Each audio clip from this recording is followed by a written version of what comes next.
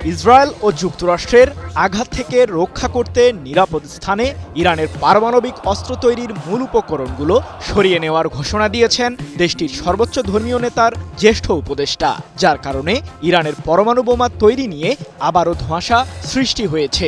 এদিকে দেশটির সাথে পারমাণবিক ইস্যুতে আলোচনা করতে তোড়জোড় শুরু করেছে মার্কিন প্রশাসন। ৬টি পারমাণবিক বোমা তৈরি করতে পর্যাপ্ত পরিশুদ্ধ ইউরেনিয়াম রয়েছে ইরানের কাছে, এমন দাবি আন্তর্জাতিক আণবিক শক্তি সংস্থা IAEA এর। যদিও দেশটি অস্ত্র তৈরি করবে না বলেও এক বিবৃতিতে জানিয়েছে সংস্থাটি।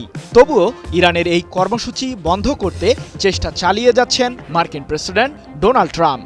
আয়াতুল্লাহ আলী খামেনিকে সরাসরি আলোচনায় বসতে যখন কোনোভাবেই বাগিয়ে আনতে পারছেন না ট্রাম্প, ঠিক সে মুহূর্তে ওমানের মধ্যস্থতায় বৈঠক হতে যাচ্ছে মাস্কাটে। একই বিষয়ে এর আগে রাশিয়ার হস্তক্ষেপ চেয়েছিল যুক্তরাষ্ট্র। ট্রাম্পের ডাকে সাড়াও দেয় মস্কো। এ নিয়ে গত মাসেই চীনের রাজধানী বেইজিংয়ে বৈঠকে বসে ইরান। তবে আশা পূরণ হয়নি হোয়াইট হাউসের। আলোচনা শেষে মস্কো ও বেইজিং জানায় পারমাণবিক কর্মসূচি চালিয়ে যাবার পূর্ণ অধিকার আছে ইরানের। সব মশার বিরুদ্ধে সুরক্ষা দিতে এলো বসুন্ধরা এক্সট্রিম অ্যারোসল, মশার বিরুদ্ধে এক্সট্রিম সুরক্ষা। সম্প্রতি পারমাণবিক ইস্যুতে ইরান যুক্তরাষ্ট্রের সাথে সমঝোতায় না গেলে দেশটিতে বোমা হামলা চালানোর হুমকি দেন মার্কিন প্রেসিডেন্ট ট্রাম্প। উদ্দেশ্য পূরণে মধ্যপ্রাচ্যে অবস্থিত মার্কিন সামরিক ঘাঁটিগুলোতে B-2 মডেলের বোমারু বিমান মোতায়েন করে হোয়াইট হাউস। শত্রুপক্ষের বিরুদ্ধে লড়তে যুদ্ধের প্রস্তুতিও সেরে ফেলে ইরান। এ বিষয়ে দেশটির সর্বোচ্চ ধর্মীয় নেতা আয়াতুল্লাহ আলী খামেনি ইরানের সামরিক বাহিনীগুলোকে নির্দেশ দেন।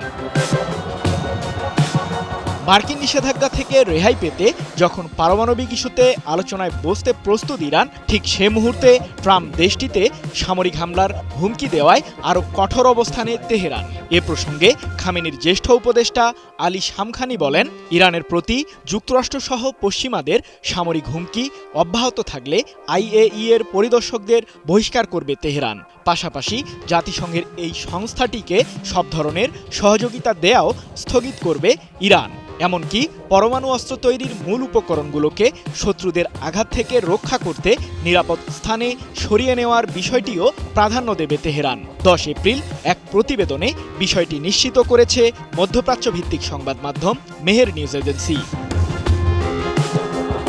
সৃজন মাহমুদ, নিউজ 24।